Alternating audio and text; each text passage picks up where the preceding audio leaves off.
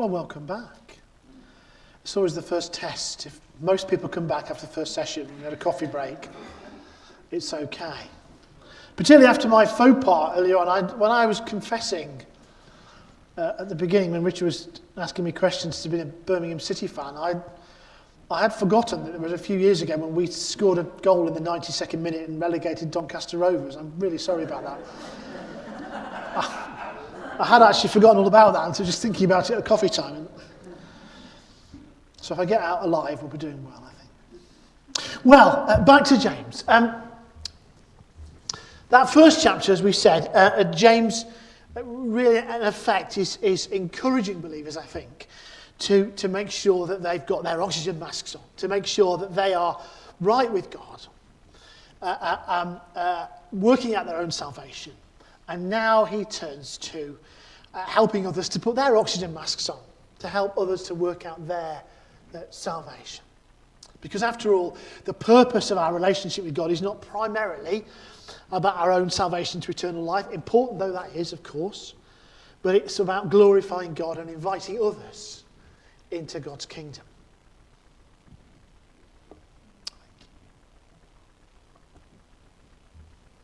So in the second chapter, James begins with a concrete example, I think, of unfaithful living, of demonstrating attitudes to the world that moral purity should reject. My brothers and sisters, believers in our glorious Lord Jesus Christ must not show favouritism. Supposing a man comes into your meeting wearing a gold ring and fine clothes, and a poor man in filthy old clothes also comes in.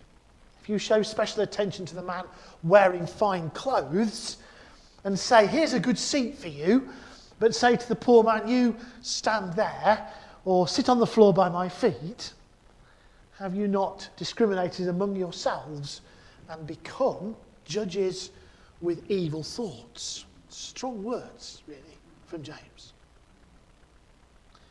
Favouritism, James says, to someone because of the way they look or because of their economic power is morally impure, as well, of course, as being socially disengaged.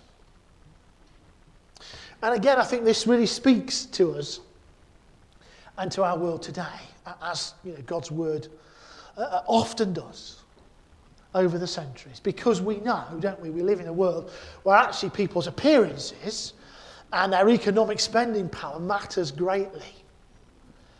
The world then and the world now favours those who, want a better phrase, look good and spend freely. And one of the great things about these recordable satellite boxes and things is you can fast forward through the adverts. You haven't got to watch them. But if you do watch them, you'll see this really writ large, encouraging people to be concerned about looking good and about spending lots. And the whole advertising, and I'm not saying all advertising executives are evil, in case any of you are advertising executives, but the whole thrust of much advertising is about encouraging people to spend lots and to look good. As if somehow, in doing those two things, that will make them a better person. And this is the very opposite, I think, of what James is saying here. We are not to show favouritism to anybody because of the economic power that they are able to wield or because of the way that they appear, because of the way they look. Fascinating to do this, isn't it?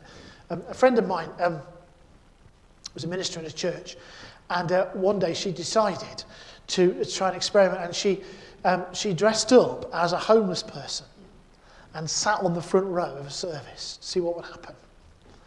And it was fascinating to her how people treated her differently than they would have done if she got her collar on and was looking smart and respectable.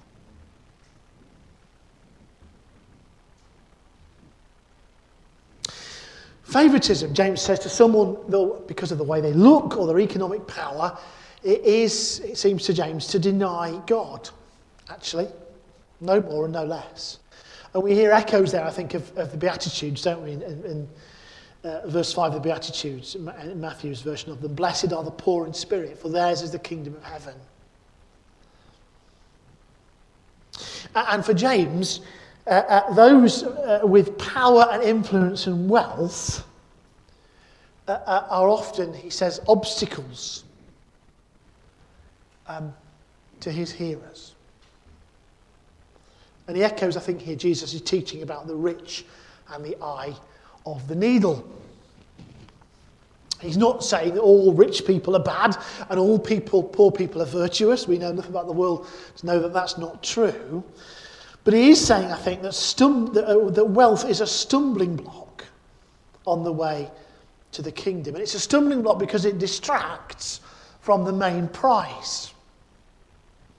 Distracts from the main prize. We focus on wealth, on acquiring wealth, on what we have, and what we can do with that wealth, rather than focusing on the values of the kingdom, James says.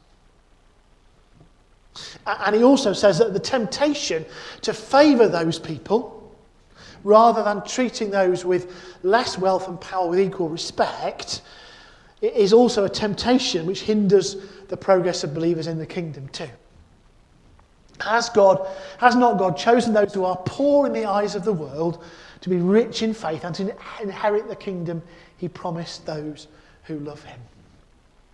But you have dishonoured the poor. Is it not the rich who are exploiting you?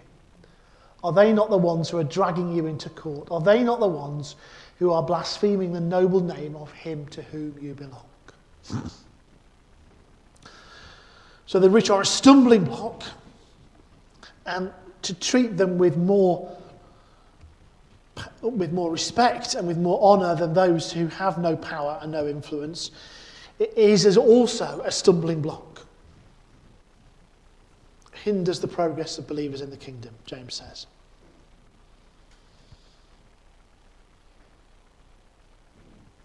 Now, sometimes I think in the church we have separated what we might call the social gospel from the personal gospel of redemption. But I think in James's letter it's quite hard, actually, to disentangle social engagement and moral purity.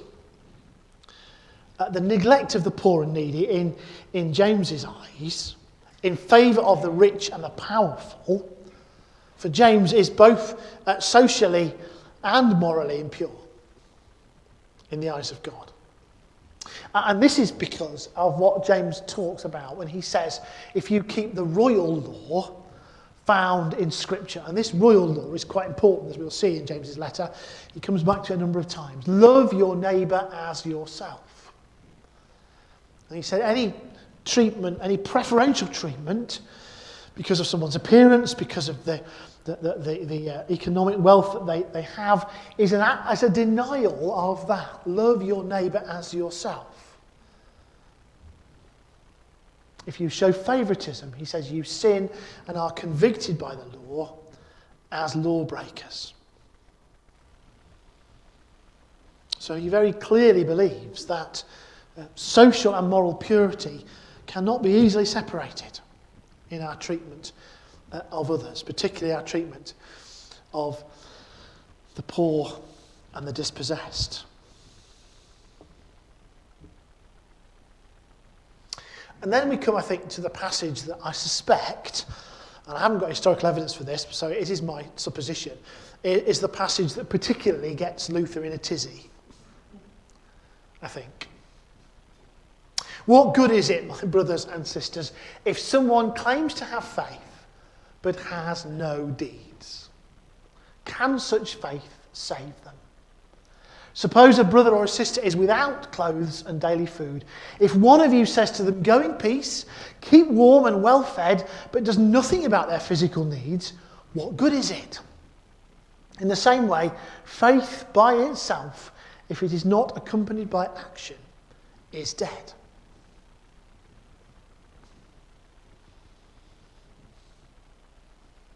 Now, I think in verse 14, James asks a rhetorical question. What good is it, my brothers and sisters, if someone claims to have faith but has no deeds? Can such faith save them? And I think that the key word here is the word claims. I don't think for a moment that James is denying that salvation comes by faith. What he's saying is that the proof of that faith is it's working out. And the answer to his rhetorical question, I think, is that no such faith cannot save them, because if it bears no fruit, then it's not faith anyway. Back to the apple tree again. An apple tree that bears no apples is not in any meaningful sense an apple tree. And for James, faith that bears no fruit is not in any meaningful way faith.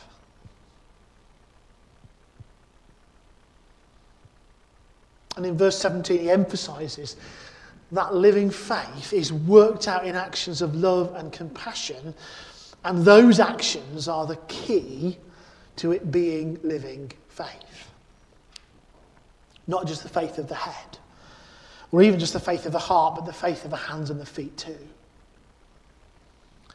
John Wesley puts it in his notes on the New Testament, that faith which hath not works is a mere dead, empty notion. That faith which has not works is a mere dead, empty notion. And I think here that view of Wesley that James is written as a response to antinomianism finds its strongest case, really. For if salvation is by faith, then moral laws are no longer necessary, and so deeds are not needed as any evidence of faith. So the antinomianist would say. And does this then open the door to anything goes with regard to what a believer does? Now, we may find that a fanciful notion. Sadly, I think in the history of the church, and not just in the history of the church, but in more contemporary situations as well, there are examples of Christian leaders who seem to have believed that, actually. And they believe that their faith, their status with God, gives them a license to do all kinds of things. Couldn't be further from what James is saying, I don't think.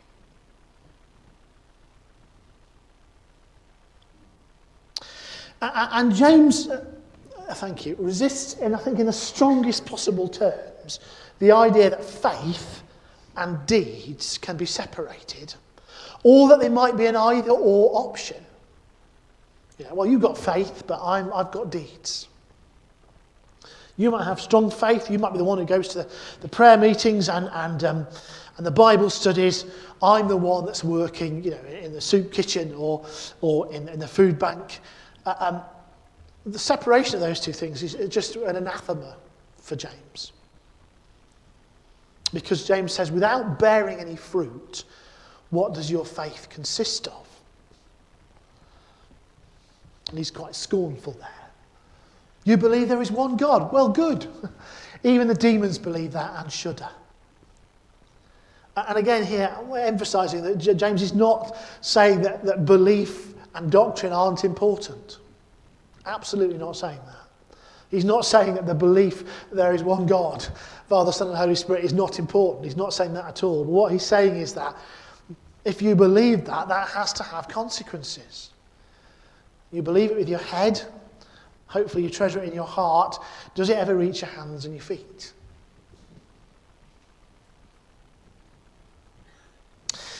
And then James gives two examples of faith worked out in deeds. And they're really interesting examples, I think, because again they underline, I think, the way that the examples that James chooses, the breadth and the universality of what he's trying to say, that this applies to everybody. Because the first person he chooses is Abraham. So this is a male example, a major figure, of course, in the story of God's people, Israel. Abraham, the father of the faithful. Abraham, the respected patriarch. Now, without going into too much detail, Abraham's example is perhaps problematic for us today in the way that he is prepared to sacrifice his beloved son Isaac, but he does so holding nothing back from God. So for Abraham, his faith weren't simple words of assent, but they are worked out in obedient action to what he believes God is asking him to do. Here, faith is worked out in deeds. So that's Abraham, his first example.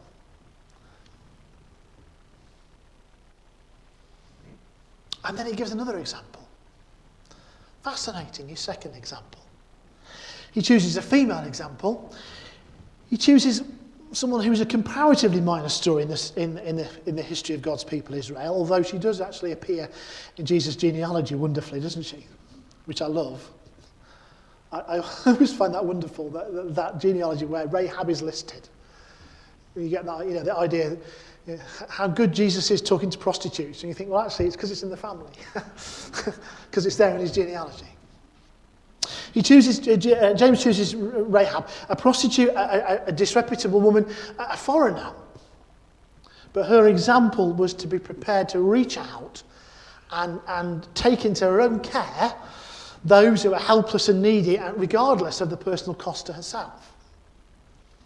So, James, in giving those two examples, contrasting in some ways in terms of gender and status and power, but together they serve to emphasise the universal nature of what James is declaring, I think.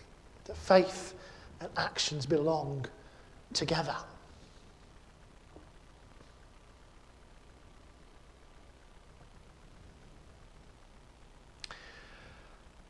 And in that concluding verse of chapter 2, he makes that very, very clear. As the body without spirit is dead, so faith without deeds is dead. And it's often the case that the Message has got an interesting insight into this thing. I rather like the imagery in the Message. It says the very moment you separate body and spirit, you end up with a corpse. Separate faith and works, and you get the same thing, a corpse. Dead faith, a corpse. No holding back there then.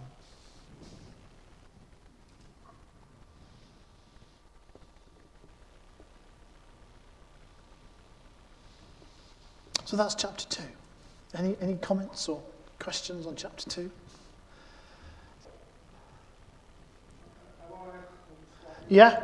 I think that point, your first point particularly, about what happens when we worship having an impact on when we go out the door.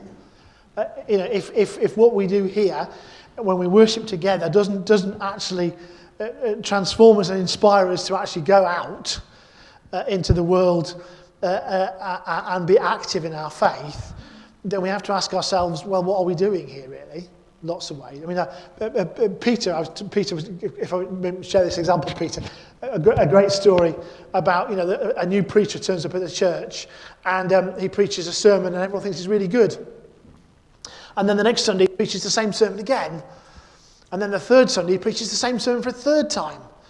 And one of the stewards takes him one side and says, it's a great sermon, but why do you keep preaching it? And the preacher says, well, once you start acting upon it, I'll preach a different sermon.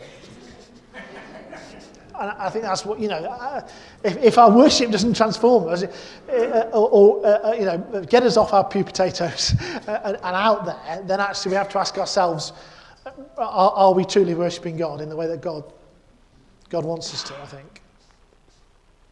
We motivate ourselves, we motivate other people in the congregation. Yeah. I think that's a really good question, Anna. I mean, those of us as preachers, I suspect many of us have had that experience where we are in mid-sermon and suddenly think, I'm preaching this to myself here. I remember preaching once a sermon about the importance of prayer and of daily devotions. And as I was preaching this, I thought, you hypocrite. You hardly opened your Bible at all this week. You've been so busy writing this sermon that you're aiming this sermon at yourself. And God can work like that sometimes, can't he, actually, I think. In our preparation for things, God speaks to us and says, actually, you're telling the congregation about this, you need to go do it yourself. You need to model this as well as just talking about it. But even if we didn't faith, therefore it would be acted out on. Yeah. Action. I mean, there's an interesting question there. And this is, as a church moving into a new season of your life, a question that you'll be freer to engage in perhaps than some other churches. That whole question about what does it mean to be a church member, actually?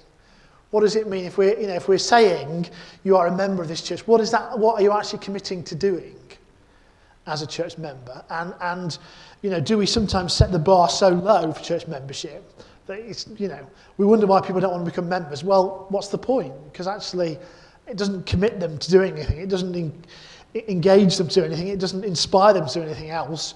We give them a membership ticket, and that's great, and we're pleased to have them as members. Are we actually setting the bar so low? Do we need actually to say, if you become a member, this is what we're expecting you to do. We're going to do it together. We're going to help each other to do it, but this is what we're expecting you to do. And I think our forebears in the faith were a lot better at that, I suspect, than we are, probably.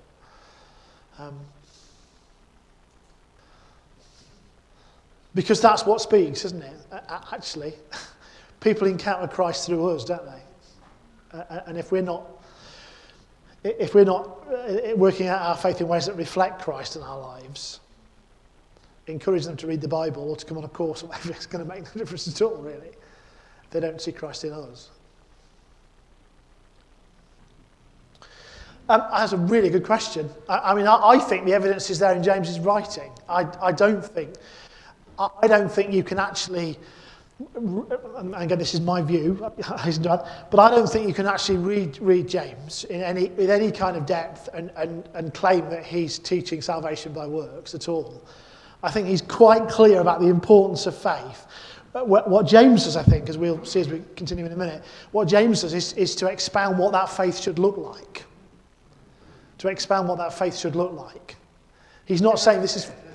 Theologians do, because I've been in theology. Yeah. And these are quite eminent theologians. Yeah. Who talk about the conflict between Paul and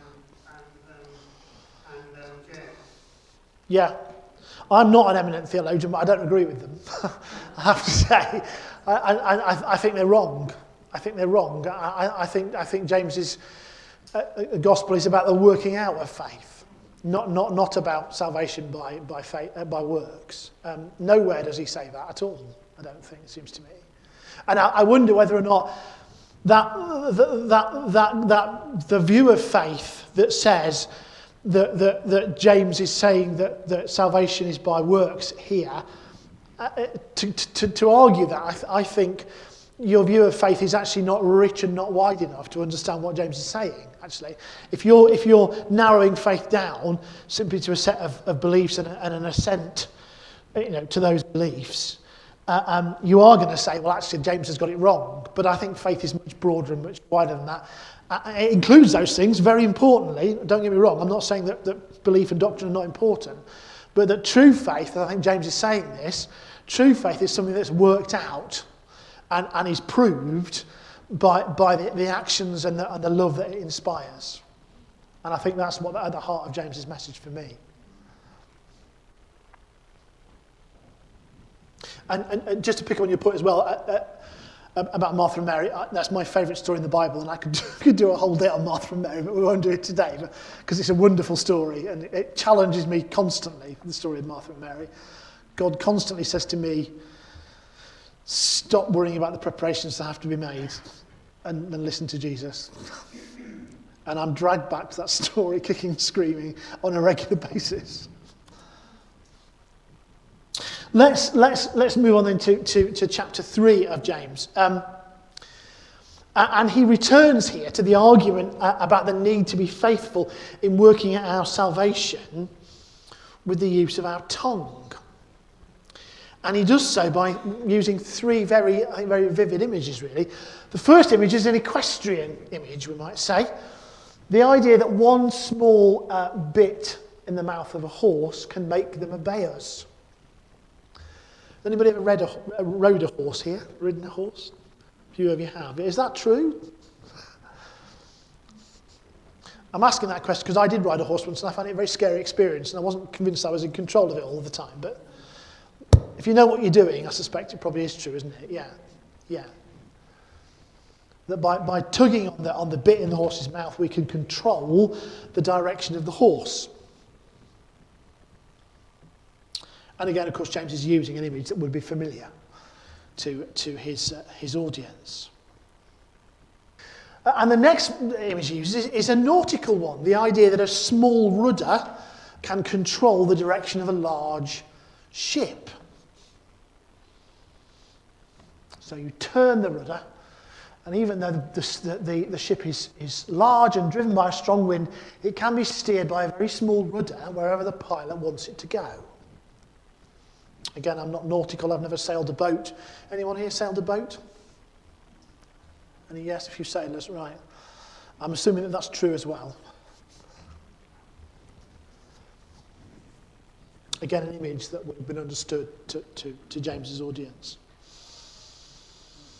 And James's point here is that like these things, the tongue is quite small in relation to the rest of the body, but it can alter the direction taken. It can have influence way out of proportion to its size. Way out of proportion to its size.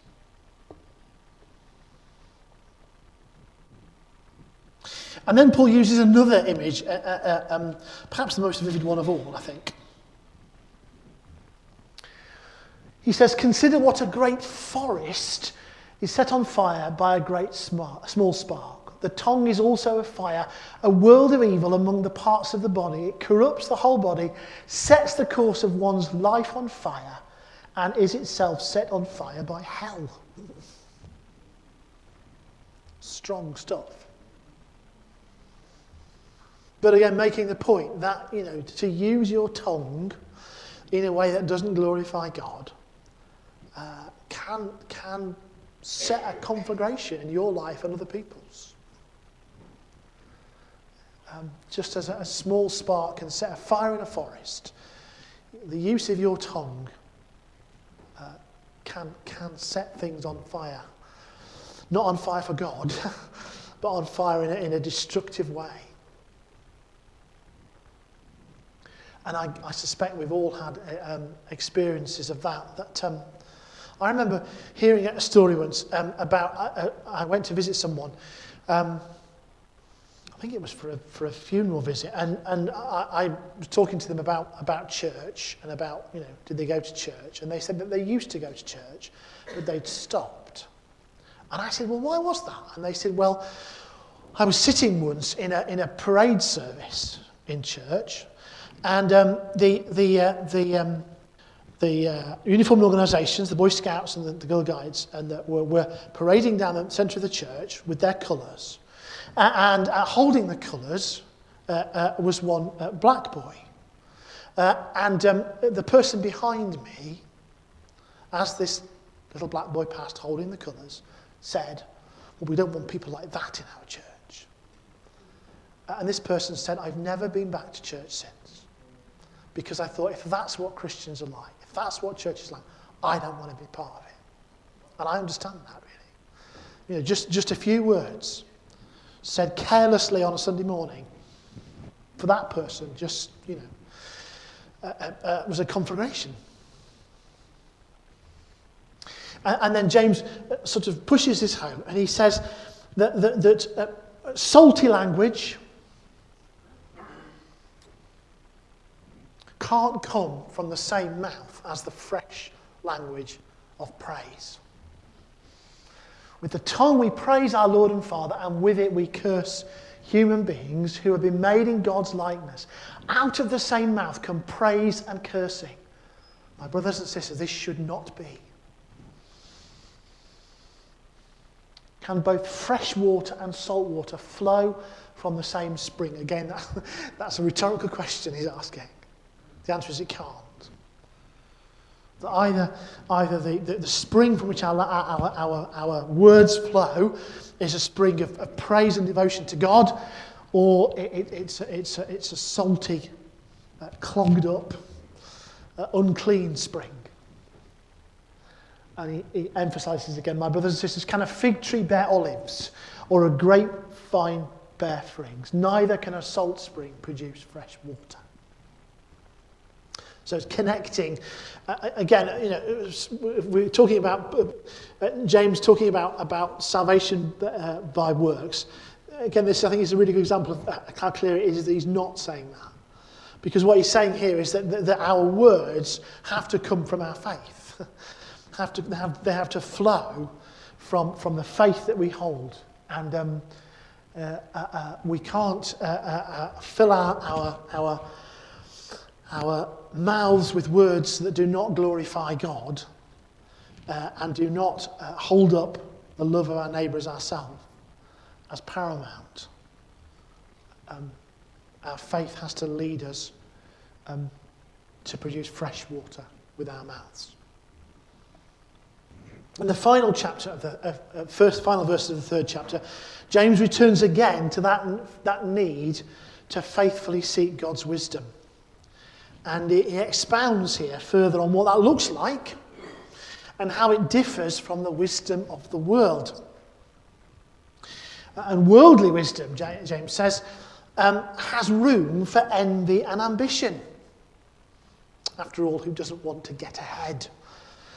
That's the wisdom of the world, isn't it? That we should get ahead, that we should strive to be better than others. If you harbour bitter envy and selfish ambition in your hearts, do not boast about it or deny the truth. Such wisdom does not come down from heaven, but is earthly, unspiritual, demonic. For where you have envy and selfish ambition, there you find disorder and every evil practice.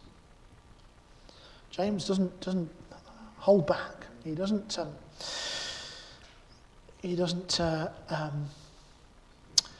pull his punches, I think we can say. Now we have to say that Paul is writing here to believers. We believe that this epistle is what we would call a general epistle. So he's not writing, as far as we know, to address any particular situation that's arisen in the church, any specific set of circumstances, as many of Paul's epistles are. But he is writing recognising that this is a danger within the body of believers. And we have to admit that it is. We have to admit that we see it in church sometimes. Some of you will recognise this. This is a primitive Methodist centenary plate. I'm passionate about church history and I love the primitive Methodists. I'm so sad I've even got a PhD on the primitive Methodists. But in their story, we see this very thing that James is writing about, really. Some of you will know that the two founders of primitive Methodism, a man called Hugh Bourne from Stoke-on-Trent, and William Clowes, most of whose ministry took place in Hull and in the East Riding. And they were brothers together in Christ. They worked together for the establishment of the church, but over the years, jealousy developed between them, particularly on the part of Hugh Bourne. And that boiled over in the 1830s, and there was Bourne was particularly jealous of how successful Clowes was as a preacher. Bourne was a kind of organiser, he organised the connection, but Clowes was a powerful preacher and had lots of conversions, and his ministry in Hull led Bourne to be quite jealous, and Bourne made some quite scurrilous allegations of drunkenness against Clowes in 1836 at the Primitive Methodist Conference. No evidence for it whatsoever, but an example really of that jealousy and that dissension and that using the tongue in a way that was thoroughly inappropriate. And although the two became slightly reconciled, they never did fully realise that closeness that they had again at the beginning. So it's something that actually we recognise, has happened in the life of the church and still continues to happen sometimes today. What the world regards as wise and heavenly wisdom, the wisdom that those who follow Christ should be seeking, James says are very different things, and we have to be very careful to discern between them.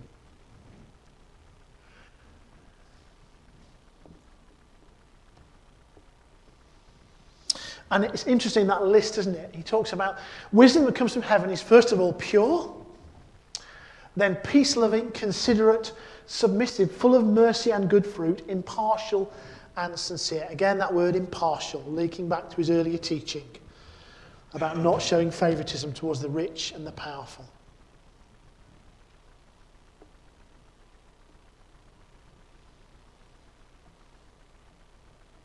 Wisdom, as outlined by James, is both morally pure and socially engaged.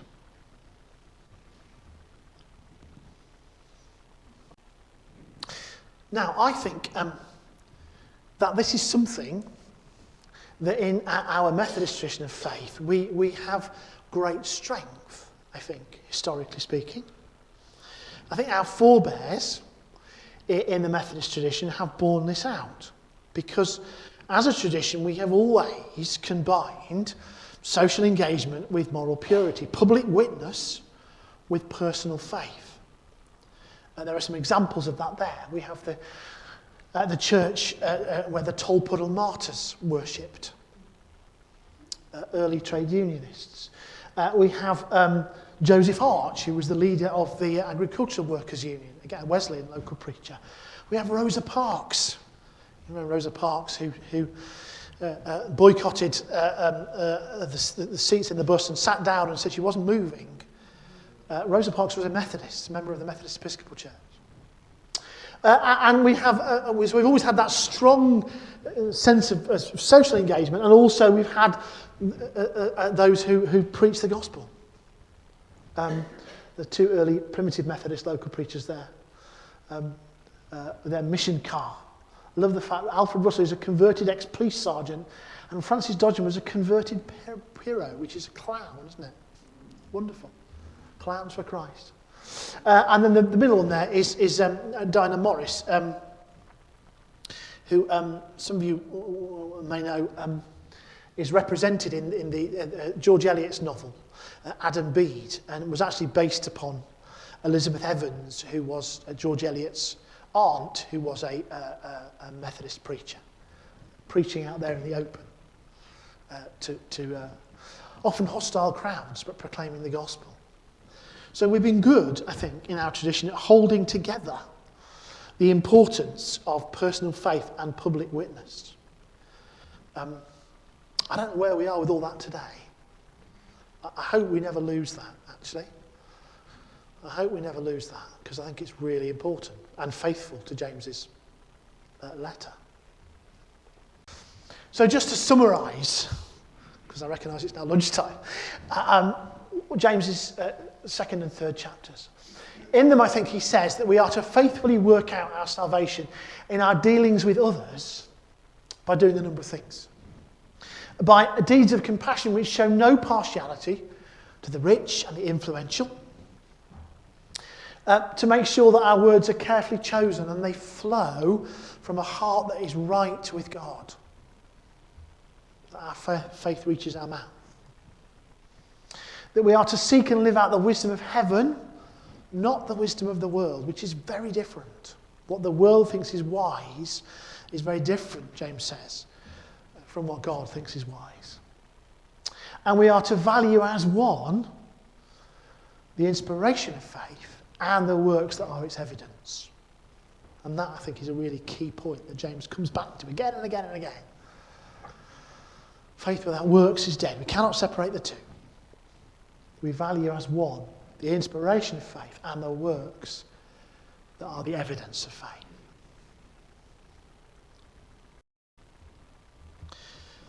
Any questions or comments on chapter 4?